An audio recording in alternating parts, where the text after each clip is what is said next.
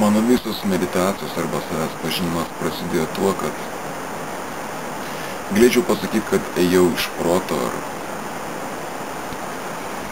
nesugebėjau suprasti, kas yra tikra, kas yra ne, turėjau vizijas,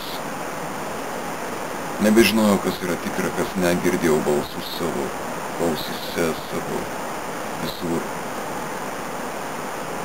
Ir man buvo tikrai sunku. Žmonės tai vadintų, kaip lietuviškai pasakyti, buvimas apsėsto demono.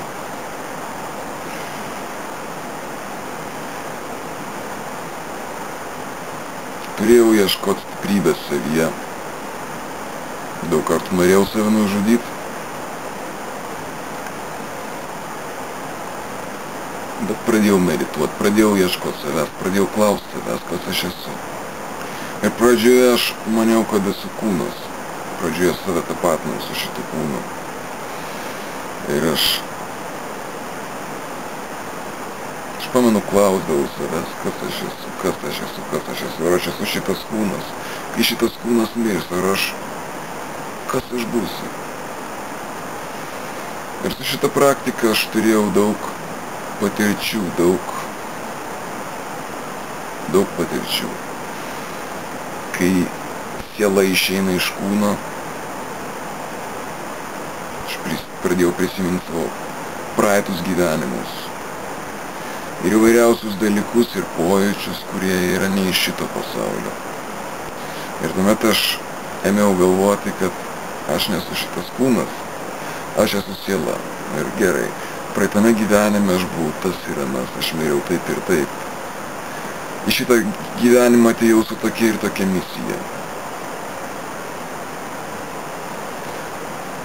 Puiku. Tačiau neilgai trukus mane apėmė liūdesys, nes supratau, kad tai visa yra tuščia. Esu siela, praeitam gyvenime buvau tas, kitame gyvenime būsiu anas, kitas ir tobulėsiu. Bet visuomet tobulėsiu ir visuomet kankinsiuosi, norėdamas pasiekti tobulybę, būti geresnis, pasiekti kažką. Ir aš supratau, kad aš nenoriu būti siela, kad aš esu pavargęs nuo dualybės. Tuomet man buvo sunku. Aš sakiau, kad aš nenoriu būti siela, aš nenoriu.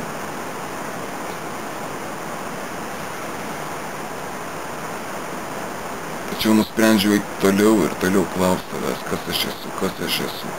Eit gilyn į save, nes aš maniau, jog gerai, yra daug sielų visatoje, tačiau visos tos sielos turi iš kažkur ateiti, turi būti kažkokia pradžia.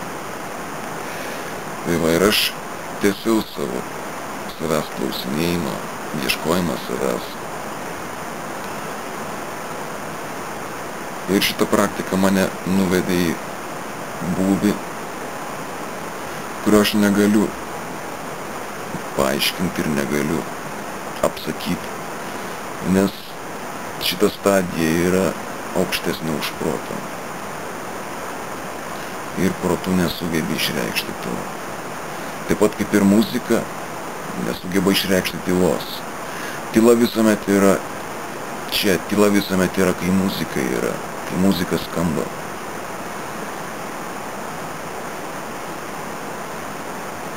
Tačiau nėra įmanoma išreikšti tylos per muziką.